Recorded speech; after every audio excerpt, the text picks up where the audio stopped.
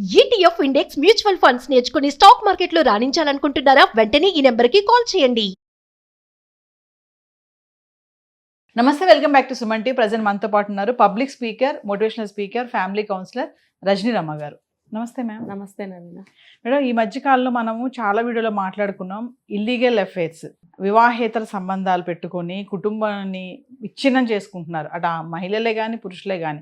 మరి రీసెంట్గా జహీరాబాద్ జరిగిన సంఘటన చూసుకుంటే, మరి లవ్వర్తో భార్య వెళ్ళిపోయిందని చెప్పేసి ఆ భర్త ఆమెని నడి రోడ్డు పైన మరి చంపేయడం అనేది మనం చూసాము. అంటే ఇక్కడ భర్త మంచివాడు అనుకోవాలా?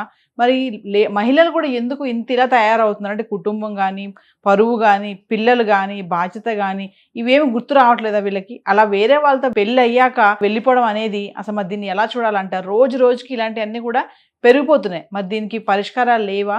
ఇక్కడ ఎక్కడ తప్పు జరుగుతుంది అంటే ఎక్కడ అనేది స్పెసిఫిక్గా చెప్పలేము. వాళ్ళ మ్యారిటల్ లైఫ్లో రన్నింగ్లో ఏమేమి జరుగుతున్నాయో వాళ్ళిద్దరికీ తెలుస్తుంది. ఇప్పుడు ఆ అబ్బాయి ఇట్లా చంపేశాడు కదా నడి రోడ్లో, జహీరాబాద్ కేసులో.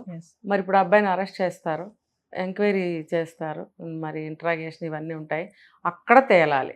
ఇప్పుడు పోలీసుల ముందే చంపేశాడు అంటే, అందరికీ తెలుస్తూ ఉండగానే చంపేశాడు అని అంటే నిజానిజాలు కూడా చెప్పాలి. అట్లానే చెప్పాలి, ఎందుకు చంపావు ఇంత దారుణంగా. పోలీసులు కూడా భయపడతారు కదా. ఆ కత్తితో దాడి చేస్తుంటే వాళ్ళకి ఎక్కడ తగులుతుందని కొంచెం చెల్లాచెదరైపోయారు ముందే. మళ్ళీ ఇప్పుడు మనిషి ఏ ఉద్యోగం అయినా ప్రాణభయం అనేది ఉంటుంది కదా, ఏ డిపార్ట్మెంట్ అయినా ఫస్ట్ ప్రాణాన్ని రక్షించుకోవాలి. సో వాళ్ళు పక్కకి బెదిరిపోయి చెదిరిపోయారు ఆటోమేటిక్గా. వీడేమో పని చేసుకున్నాడు, కానీ అరెస్ట్ అయితే చేశారు వెంటనే. ఇప్పుడు చెప్పాలి, అతను చెప్పాలి ఏంటి, ఇప్పుడు అతని వర్షన్ అతనికి కరెక్ట్, మరి అతను తరఫు వాళ్ళకి వాళ్ళ అబ్బాయిది కరెక్ట్, అలాగే ఈఎంఐ వర్షన్ ఈఎంఐ కరెక్ట్ ఉంటుంది, వాళ్ళు చెప్పేది కరెక్ట్ ఉంటుంది. అది ఏంటనేది మనకి జడ్జిమెంట్ వాళ్ళే చెప్పాలి. ఇది ఇక్కడ అనేకమైనటువంటి కారణాలు ఉంటాయి నవీన కుటుంబంలో. ఇప్పుడు ఈ అమ్మాయికి పిల్లలు ఉన్నారో లేదో మనకు తెలియదు. భర్త అయితే చాలా బాగా చూసుకుంటున్నాను, నీకేం తక్కువ చేశాను, నీకు ఒంట్లో బాగోకపోయినా, నీకు ఏది కావాలన్నా, నీకు ఏ విషయంలో తీసుకున్నా కూడా చాలా అపురూపంగా అంత ప్రేమ పెట్టాను, తల్లిలాగా చూసుకున్నాను, బిడ్డలాగా చూసుకున్నాను, నేను ఒక తండ్రిలాగా చూసుకున్నాను అంత వాపోతున్నాడు. అంటే అక్కడ నిజాయితీ ఉందని అనిపిస్తుంది. మరి ఈమె ఎందుకు వెళ్ళిపోయింది? అప్పుడు ఎన్ని ఉన్నప్పుడు ఎందుకు వెళ్ళిపోయిందంటే అది కూడా కొంతమందికి నచ్చదు. అతి ప్రేమగా ఉండి దగ్గరగా తిరిగి ఏం కావాలని అస్తమానం అడుగుతూ చుట్టూ తిరిగే భర్తని కూడా ఆడంగితనంగా చూసే ఆడవాళ్ళు ఉన్నారు. అంటే అతిగా ప్రేమించిన తప్పే. వీళ్ళకి అదే చెప్తున్నాను కదా, సూట్ అవ్వట్లేదు వీళ్ళకి. అది అమ్మాయి అవనివ్వండి, అబ్బాయి అవనివ్వండి, ఏది మంచితనానికి పోయినా అది కూడా పనికి రావట్లేదు. చెడ్డగా ఉంటే అయ్యో చెడ్డగా ఉన్నారని ఇళ్ళకి కోడిలాగా కూస్తారు. ఏదైనా తప్పేనా మనుషులకి? అసలు నాకు అర్థం కాదు. దీనికి అంతటికీ కారణాలు ఇందులో కూడా చాలా ఉన్నాయి. ఒకటైతే నేను చెప్తాను, ఇప్పుడు ఈ జనరేషన్ అంటే ఒక 40 years లోపల, 35-40 లోపల వాళ్ళని తీసుకుంటే ఇప్పుడు వీళ్ళకి మొదటి నుంచి కూడా ఆడింది ఆట పాడిందా పాటగా జీవితాలు నడుస్తున్నాయి. అంటే బాగా డబ్బు ఉందా అందరికీ? ఆ డబ్బుగా అది ఇక్కడ కూలీనాలి చేసుకునే వాళ్ళ ఇళ్లలో కూడా పిల్లల్ని చాలా అపురూపంగా చూస్తున్నారు. ఏది కావాలంటే అది ఇచ్చేయడము. ఇప్పుడు నేను చూస్తూ ఉంటాను అక్కడక్కడ కూలి జనాలు బిల్డింగ్ కన్స్ట్రక్షన్స్ దగ్గర వర్క్ చేసేటప్పుడు ఆ పిల్లల చేతుల్లో తినుబండారాల ప్యాకెట్లు. ఒకప్పుడు అలాంటి ప్యాకెట్లు కొనిచ్చే స్తోమత తాహత ఉండేదా వాళ్ళకి? అలాంటి అలవాట్లు ఏమీ ఉండేవి కావు. మరి ఇప్పుడు చూస్తే బాగా ఉన్నవాళ్ళ పిల్లల్లాగానే వీళ్ళు కూడా అన్ని ప్యాకెట్లు కొనుక్కొని తింటున్నారు. వాళ్ళకి కూడా సైకిళ్ళు కొనిస్తున్నారు, వాళ్ళకు కూడా స్కూటర్లు కొనుక్కుంటున్నారు యూత్. ఇంకా చిన్నపిల్లలు అయితే ఈ విధంగా, పెద్ద కొంచెం యూత్ అయితే బండ్లు కొనుక్కోవడము, సెల్ ఫోన్లు ఇలాంటివన్నీ. ఏదీ లేకుండా కూడా వాళ్ళు ఉండట్లా.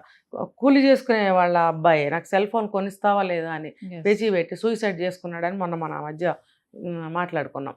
అంటే వాళ్ళ స్తోమత, వాళ్ళ తాహత, వాళ్ళ స్థితిగతులు, వాళ్ళ జీవితాలు వాళ్ళకి అర్థం కాని విధంగా వాళ్ళు పెరుగుతున్నారా? తల్లిదండ్రులు కూలి చేస్తూ వీళ్ళకి ఎన్ని ఇస్తుంటే వాళ్ళకి తెలియటం లేదా? అంటే మేడం, వివాహేతర సంబంధాలకి అంటే మూల కారణము ఓన్లీ సెక్సే అనుకోవచ్చా? దానికోసమేనా ఇవన్నీ? అదే నేను చెప్తున్నా, ఇక్కడ ఇలా పెరగటం వల్ల వాళ్ళకి లైఫ్ మీద అవగాహన ఉండటం లేదు. ఒక సెక్సేనా ఒక సెల్ ఫోనా అని మాట్లాడుకునేది కాదు ఇక్కడ. వాళ్ళ మెదడు ఆ రకంగా ట్యూన్ అయిపోయి ఉందన్నమాట. ఏదైనా సరే అడగగానే వచ్చేయాలి, ఇన్స్టెంట్గా వచ్చేయాలి, అప్పటికప్పుడు వచ్చేయాలి, లేదు అనకుండా వచ్చేయాలి. కొద్ది రోజులు ఆగు అంటే కుదరదు, అన్ని ఇన్స్టెంట్గా అలా వచ్చేయాలి. కాబట్టి దేన్ని సహించే స్థితిలో, భరించే స్థితిలో, అడ్జస్ట్ అయ్యే స్థితిలో ఉండటం లేదు. ఇప్పుడు ఇలాంటివన్నీ జరగటానికి కారణాలు అయ్యాయి. అతి ప్రేమ చూపించినా చిరాగ్గా ఉంటుంది అనమాట. అతి ప్రేమ అంటే ఒక పెద్ద మనిషి తరహాగా ఉంటారు చూసారా, అలాంటి వాళ్ళు నచ్చరు. మరి అదేవిధంగా రౌడీతనంగా ఉంటే నచ్చుతారా? అక్కడ నచ్చవు. మరి మీకు ఏం కావాలి, దేన్ని మీరు అడ్జస్ట్ అవ్వలేకపోతున్నారు. ఈ క్రమంలోనే ఈ దారులు పట్టడం, అమ్మాయి అయినా అబ్బాయి అయినా సరే.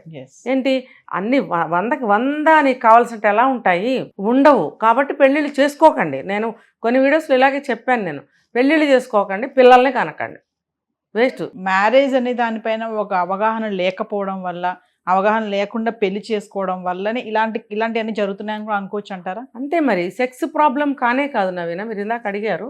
అది ఎక్కడైనా కొన్ని కేసుల్లో జరుగుతుంది. ఆడవాళ్ళు సరిగ్గా లేకపోయినా, మగవాళ్ళు సరిగ్గా లేకపోయినా ఆ కారణం కొన్ని కేసుల్లో ఉంటుంది. అన్ని కేసుల్లో ఎందుకు ఉంటుంది? ఇప్పుడు ఈ అబ్బాయి ఇంత వాపోతున్నాడు, ఇంత బాధపడ్డాడు, చాలా కూల్గా అమ్మాయిని రప్పించాడు, తెలివిగా రప్పించి వేసేసాడా లేదా నడి రోడ్లో పోలీసుల ముందే. అంటే అతని మనసు ఎంత మదన పడింది, ఎంత దుఃఖపడింది, ఎంత వేదన పడింది, ఎంత అవమానపడింది అనేదానికి ఉదాహరణ అనమాట అది. అంటే ఇవన్నీ ఉంటే చంపేస్తారా అంటే నేనేమన్నా చెప్పడానికి? ఏది ఏమైనా నువ్వు కంట్రోల్లో ఉండంటే నేనేమన్నా సాధువునా అంటాడు. మనుషులే కదా అందరూ, ఎవరు సాధువులు కాదు కంట్రోల్లో ఉండటానికి. వాళ్ళ ఎమోషన్స్ని ఎవరు కంట్రోల్ చేసుకోవట్లేదు కాబట్టి చేస్తున్నారు. ఎందుకు చేశారు అనేది మనం మాట్లాడుతున్నాం. అప్పుడు అలాంటి ఎమోషన్స్ని కంట్రోల్ అబ్బాయి చాలా వరకు చేసుకున్నాడు. అంటే ఇంత దీన్ని ఏమంటారంటే నమ్మక ద్రోహం అంటారా, తీరని ద్రోహం అంటారా, ఏం పేరు పెట్టాలి అమ్మాయి చేసిన దానికి? నీకు చిన్న వయసులోనే ఉన్నావు, ఆ అబ్బాయి మంచి భర్తగా ఉన్నాడు, నువ్వు దేనికోసం వెళ్ళిపోతున్నావు? అంత ప్రేమ కావాలంటే అసలు దొరుకుతుందా? దొరికిన దాన్ని దేన్నైనా నిలబెట్టుకోలేకపోతున్నారే. ఒక డబ్బుని నిలబెట్టుకోలేరు, ఒక చదువుని నిలబెట్టుకోలేరు, కెరీర్ నిలబెట్టుకోలేరు, సంసారానికి నిలబెట్టుకోలేరు. మా పిల్లలు పుట్టిన తర్వాత వేరే అక్రమ సంబంధాలు పెట్టుకుని పిల్లల్ని చంపి వీళ్ళు చావటం ఏంటి? ఇవన్నీ ఏంటి? మరి ఎమోషన్స్ని కంట్రోల్ చేసుకోలేకపోవటమే కదా. మరి ఇప్పుడు చెప్పండి, మీరు ఎందుకు కంట్రోల్గా ఉండాలని నేను కూర్చొని కూల్గా చెప్తాను. మరి ఎవరు కంట్రోల్గా ఉంటున్నారు? ఎవరు ఉండట్లేదు. అంటే ఇక్కడ భర్త ఆ బాధ తట్టుకోలేకపోయాడు, సహించలేకపోయాడు, అంటే మంచి భర్తే అనుకోవచ్చు. ఆ మంచి భర్త చెప్తున్నాడు కదా, రేపు ఎంక్వైరీలో కూడా అవన్నీ వస్తాయి, బయటకు వస్తాయి చూడండి. అబ్బాయి నిజంగా మంచివాడు కాకపోతే అంత బాధపడాడు అతను, అటువంటి మాటలు రావు అతని నోట్లో నుంచి. అంటే ఫైనల్లీ మేడం, అంటే ఇలాంటి ఇన్సిడెంట్స్ ఎన్నో జరుగుతున్నాయి, మనం ఎన్నో మాట్లాడుకుంటున్నాము. అంటే ఇలాంటి జరుగుతున్నప్పుడు మరి ఇప్పుడు జనరేషన్ వాళ్ళు ఏం నేర్చుకుంటారో వాటి నుంచి మీరేం చెప్పాలనుకుంటున్నారు? ఇలాంటి ఇన్సిడెంట్స్ వస్తూనే ఉన్నాయి రోజుకోటి, రేపు ఇంకోటి కూడా రావచ్చు మళ్ళీ. మరి ఎలా మరి వీటిని అరికట్టడం ఎలాగా? మరి ఏంటి దీనికి ఏమి లేదంటారా? వీళ్ళకి ఏంటంటే ఇలాంటి పాఠాలు, ఇలాంటి సూచనలు వాళ్ళకి సరిపోవట్లేదు. అసలు వాళ్ళ వరకు వెళ్తున్నాయో లేదో కూడా తెలియదు. యూత్ ఎప్పుడు కూడా పనికిమాలినవే కదా చూస్తున్నారు వీటిల్లో. మనకి నెట్లో, ఆన్లైన్లో వాళ్ళు చూసేది ఏంటంటే ఇన్స్టాలో కానీ దీంట్లో కానీ అన్నీ కూడా వాళ్ళకి ఏవో కావాలి అవి చూసుకుంటున్నారు. ఇలాంటి జీవిత పాఠాలు, జీవితాన్ని సరిచేసుకునే విషయాలు వాళ్ళకి ఎక్కడ దొరకటం లేదని నేను గట్టిగా చెప్పగలను. చాలా తక్కువ మంది చూస్తారు, అవి ఆచరించే వాళ్ళు కూడా ఇంకా తక్కువ మంది. ఇవన్నీ తెలుసుకోవాలి వాళ్ళకి మనం చెప్పేది ఇదే ఉంటుంది. వాళ్ళ ఇంట్లో అమ్మా నాన్ననే చెప్తారు, వాళ్ళకి లెక్క లేదు, వాళ్ళు లెక్క చేయరు. వాళ్ళు చెప్పే అమ్మా నాన్నలు ఉంటే లెక్క చేయరు, చెప్పని అమ్మా నాన్నలు ఉంటే అది వేరే విషయం, వాళ్ళు చెప్పరు ఇంకా అంతే.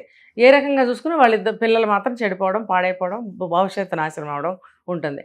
కాబట్టి స్టూడెంట్స్ ఎవరికి వాళ్ళు కొంత ఇలా జరుగుతున్నాయి కాబట్టి, మీరు అన్నారు ఇన్ని జరుగుతున్నాయి కాబట్టి మన జీవితాలు పాడవకుండా ఎలా చూసుకోవాలనే జాగ్రత్త పడే విధానం వాళ్ళు నేర్చుకోవాలి, దాన్ని అవలంబించాలి. ఇంకా చెప్పాలంటే దీనికి స్కూల్స్లో కానీ కాలేజెస్లో కానీ ఇవి కూడా సైకలాజికల్ లెసన్స్ కొన్ని చెప్తూ ఉండాలి. గతంలో కూడా మనం మాట్లాడుకున్నాం. ఎవ్రీడే స్కూల్ టీచర్ అవనివ్వండి, లెక్చరర్ అవనివ్వండి, క్లాస్ రూమ్కి రాగానే ఒక 5 minutes to 3 minutes టైం తీసుకుని ఇలాంటివి చిన్న ఇలా టిప్స్ లాగా అలా వదులుతూ ఉంటే బయట వాళ్ళు చెప్తే వింటారు కదా, టీచర్స్ చెప్తే వింటారు, అవి చెవిలో వేసుకుంటారు వాళ్ళు. అవునా అంటారు. అవునా అని అనుకున్నప్పుడు దానికోసం ఇన్ఫర్మేషన్ కోసం వెతుకుతారు ఎక్కడో చోట. వెతికినప్పుడు మనలాంటి వాళ్ళే బయటపడతాయి. పడినప్పుడు అవి ఉపయోగపడడానికి అవకాశం ఉంది. అది మనం బాగు చేసుకుందాము అనే ఉద్దేశం లేనప్పుడు ఎవరు చెప్పినా తలకెక్కవు, ఇంకా వాళ్ళ జీవితాలు నాశనం అవ్వడమే. దానికి ఎవరు బాధ్యులు? ఇప్పుడు సంఘ సంస్కృతులు అనేక మంది ఉన్నారు, మనలాంటి వాళ్ళు ఎంతోమంది ఉన్నారు, ఎన్నో చెప్తున్నారు. అసలు ఎక్కడన్నా ఫలితం కొంచెమన్నా మనకు కనపడుతుందా? మరి ఆ జ్ఞానం యూత్లో ఉండాలి. చాలాసార్లు నేను చెప్పా, యూత్ లేవండి, నిద్ర లేవండి, మీరు ఒక దేశానికి మీరు ఒక స్తంభాలు లాంటి వాళ్ళు, మీ బాధ్యత ఎంతో ఉంది. నవభారత నిర్మాణానికి మీరే నాంది, చేయూతనివ్వాలి, పునాదులు అవ్వాలి, ఇలా ఎన్ని రకాలుగా నేను చెప్పున్నాను కదా. మరి ఇలాంటివన్నీ చూసుంటారా? సైకలాజికల్గా కూడా స్ట్రాంగ్గా ఉండాలి, ఒక బాధ్యత అండి. ఇప్పుడు వాళ్ళ కుటుంబమే తన భవిష్యత్తే కాదు, ఇలా అందరూ ఇలాగే చేస్తుంటే మన భారతదేశం ఏమైపోతుంది? ఇప్పుడు అదన్నా నువ్వెవరు అంటే ఇండియన్ అంటారు. ఇండియన్ అన్నప్పుడు మనం ఇండియన్ అని చెప్పుకోవాలని అంటే ఇండియాలో ఏమేమి ఉండాలి?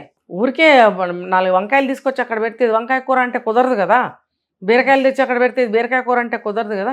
ఆ కూర తయారు చేయాల్సిన విధానము, పద్ధతి, దాంట్లో ఏమేమి వేయాలి అన్నీ వేస్తేనే కమ్మని కూర తయారవుతుంది. అలాగే ఇండియన్ అంటే చెప్తే సరిపోదు, ఇండియన్ అని చెప్పుకోవాలంటే ఇండియా ఎలా ఉండాలంటే యూత్ ఏం చేయాలి? యూత్ మీదే ఉందండి, ఏదైనా యూత్ మీదే ఉంది. కాబట్టి యూత్ ఇప్పుడు మళ్ళీ చెప్తున్నాను, మేల్కోనండి. అదే సమాజ నిర్మాణమే కానీ, నవభారత నిర్మాణమే కానీ ఏదైనా సరే మీ భుజాల మీదే ఉంది. వెనక నుంచి పెద్దవాళ్ళు వాళ్ళ అనుభవాలను మీకు ఒక సపోర్ట్గా ఇస్తూ ఉంటారు. మీరు ఎలా దేశాన్ని బాగు చేయాలి, మీ గల్లీని, మీ ఇంటి పక్కన 2 ఇళ్ళని, వాళ్ళ ఆ ఇంట్లోని పిల్లలనైనా బాగు చేయండి. కనీస బాధ్యత అది ఒక సిటిజన్గా. అప్పుడే కదా ఒక వీధి, ఒక ఊరు, ఒక దేశం అట్లా బాగుపడేది. ఎలా బాగుపడుతుంది అంటే మనం కూడా ఒక సమిధ అవ్వాలి ఆ యజ్ఞంలో. అయినప్పుడే కదా ఆ నిర్మాణానికి ఒక రాయిని ఎత్తే కూలీని అవ్వాలి మనం. అలా అనుకుంటే ప్రతి ఒక్కళ్ళు కూడా ఒక గోడ తయారవుతుంది. ఆ గోడే బలం దేశానికి. ఆ గోడ ఎవరయ్యా అంటే యూత్. అప్పుడే కదా అన్నీ బాగుండేది. ఈ ఆలోచన, ఇలాంటి పాఠాలు ఎవరు చెప్తున్నారు? ఇప్పుడు జెండా వందనం చేస్తే ఎంతో కొంతమంది వస్తున్నారు పిల్లలు, యూత్. అక్కడ ఇలాంటి స్పీచ్ ఎవరిస్తున్నారు? ఎవరన్నా ఇస్తున్నారా?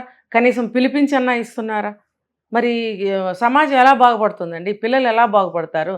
ముక్కుపచ్చలారని పిల్లలు, ఇంకా వయసు రాని పిల్లలు, వాళ్ళకి సెక్స్ కావాల్సి వస్తుంది. మరి ఇది దారుణం అవునా కాదా?